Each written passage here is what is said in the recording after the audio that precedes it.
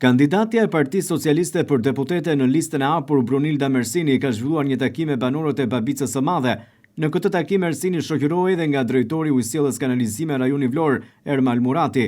Kandidatja Mersini ka siguruar banorët se Babica e Madhe do të jetë një nga prioritetet e para sa i takon zgjidhjes së furnizimit me ujë të pijshëm.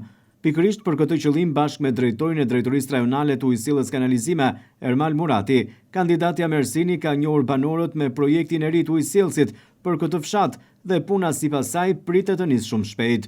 Së bashku me drejtorin e ujësiellësit Ermal Murati u takua me banorët për të ndarë detajet e projektit të ri, i cili ka nisur tashmë nga puna dhe që brenda disa muajsh do të sjellë përmirësimi real në furnizimin me ujë të pijshëm, shpreh kandidatja Mersini.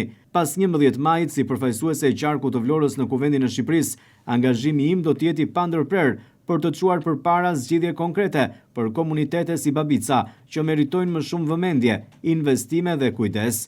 Kandidatja Mersini u ndal edhe në Zvërnec, sipas saj ky fshat është një nga thestaret natyrore dhe historik të Vlorës, por ende nuk e ka njohur transformimin që meriton.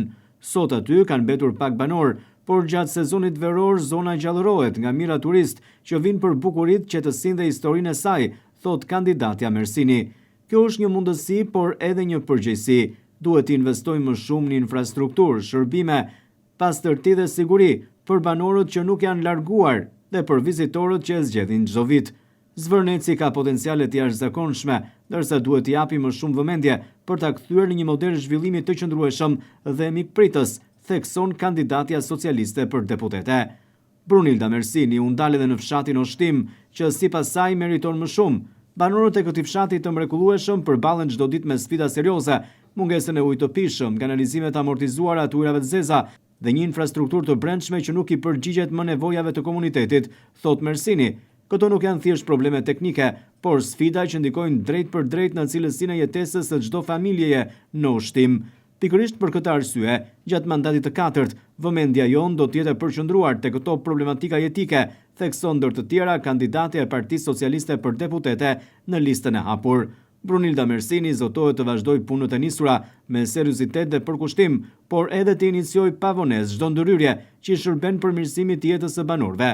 Oshtima do të jetë prioritet dhe nuk do të ketë më vend për neglizhencë apo arres. Koha për zgjidhje ka ardhur, thekson ndër të tjera kandidatja për deputete Brunilda Mersini gjatë takimit me banorët e Oshtimës.